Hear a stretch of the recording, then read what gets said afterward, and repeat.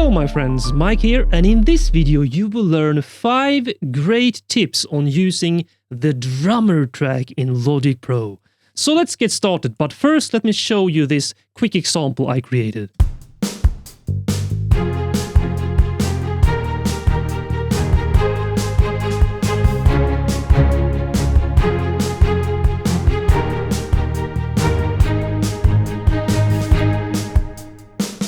Okay, so there's of course several things wrong with this because the drummer first and foremost continues to play after the end of this track here, this short little track, and a lot of other things going on as well. So first, let's just go in and have a look, double click here, or you can click the editor E button to open up the drummer control editor. So tip number 1 is what I call slice and customize. So first, create regions by using the scissor tool and slice like this. So you have a 1-bar intro here as well, slice. And since you don't want the drummer to continue, you can slice again like so to have just a short ending. And that is, of course, the cymbal crash ending there. And then you can go in and customize each region. So let's say the first region you want more complex, but softer and more fills, because this is basically a fill into the actual section here. If you like, you might just want to do a half-bar intro like that. I prefer that in this case. And then the main region we want louder but a bit less complexity, so less notes. Let's say you want to add some shakers to it like that. And, you know, do what you want to do. Less fills here. Or you might want to have slice it up even more, so you have 2-bar regions like so. And then add a bit of a fill in the end for each 2-bar region. You just customize how much focus this fill will have. And here, let's add ending stinger fill. And then on the last one, let's say you don't want the bass drum at all, just want the cymbals, like so. Choose a variation. Let's make it really loud and simple, just a cymbal crash in the end. You can solo and check it out. Okay, so not what I wanted. I want a cymbal crash here. Okay, there. And you got a kick drum from this, so you can change that later. But tip number 2, after slice and customize, I call region for velocity. So this is actually a neat trick, because you cannot customize the notes since they are the drummer track playing, unless you convert them to MIDI. But if you open up the automation lane A and then switch to region, look what happens. You actually get access to the velocity values of each drum hit. So you can here you can see it's lower here as we chose earlier. And then for this, let's say you want to select each of these here.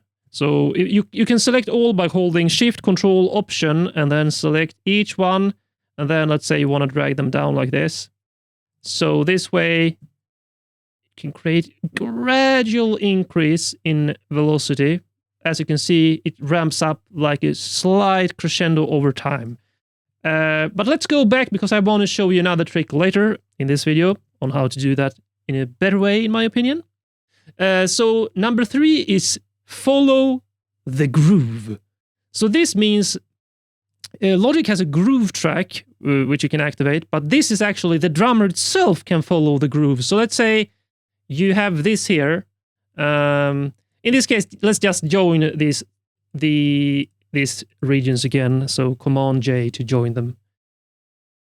So because then I can show you here, if you go into the kick and snare, you can choose follow, and then you can choose which track it will follow the groove of. Let's say you want to follow the groove of the bass line. Just select the bass line. Strings, this other track here. And you see it updates as I shift. So let's say you want to follow the bass. Or if I change it, and this is the rhythm. track it follows then, so in this case it gets more intense there.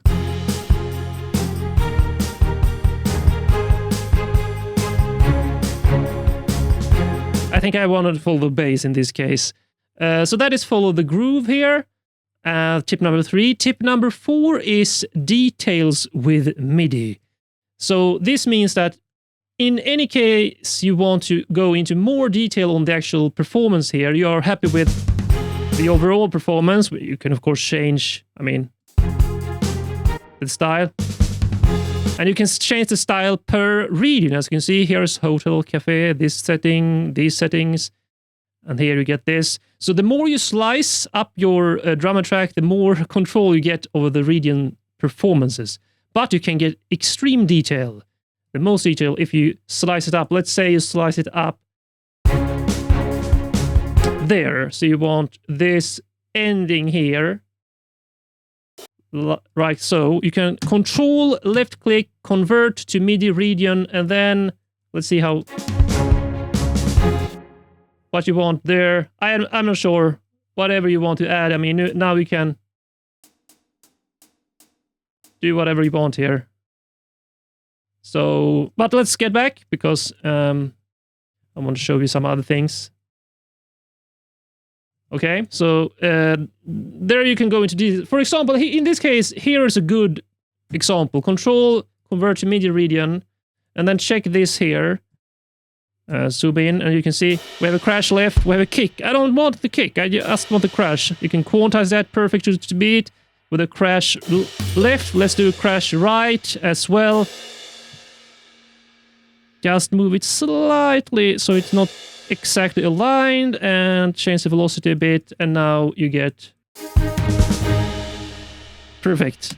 So that is details with MIDI. And tip number 5, which is something I actually recently found out, which is that you can actually create the crescendo. So again, you can go into automation and change the region to access the note velocities. Here we can of course control the velocity values and thus create a crescendo. But a really cool way, which I learned, is to use a MIDI effect on the track. Add a MIDI effect called Velocity Processor, and go in and choose Add Scale, and then you automate this Add Scale here. So if we open up the automation lane here again, and then go into Velocity, Add, here you can choose by region. Let's go with track in this case, actually. So velocity add. Let's start at -10. This means that all the velocity values will start -10 below what the region actually has. And then, I don't know, let's keep it at a low level until we get into here. Add another point, drag it up. Let's zoom in a bit. To normal, 0. And then in the end, let's just ramp it up from bar 7 to bar 8. So let's go up 30 velocity. And so it's really clear here. Now, and let me just show you, if I drag this all the way down here, how low it will become. So that is how it works. It adds or subtracts if you have minus to the velocity, the dynamic levels of each note. Now listen to the ramp up. Let's move it all over here. So that's like the drummer hitting harder and harder until the ending note there, where it climax at the end with a big crash. But since that was MIDI, I could also go in and of course drag it upwards even more. So that is also a really cool way to shape the dynamics over time, crescendo, diminuendos of the drummer track, even if you keep the drummer instead of converting to MIDI. And now for the final bonus trick, which is one of the most powerful ways of using the drummer track in Logic. And that is to use the drummer track to control a completely separate drum plugin.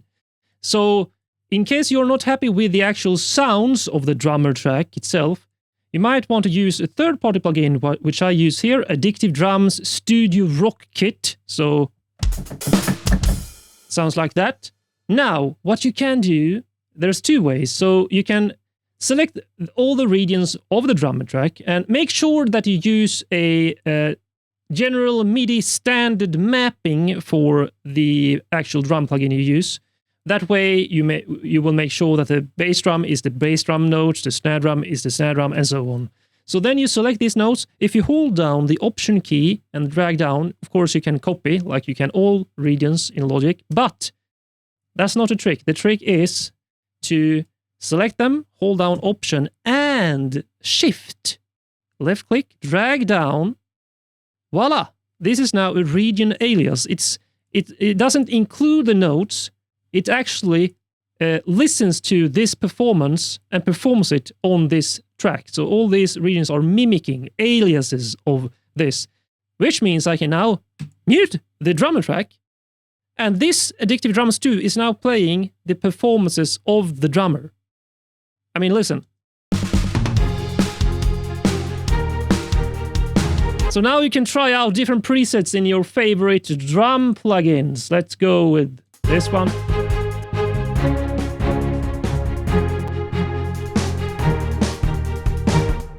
And the cool thing about it is that you can still go into these regions of the drummer track and update them.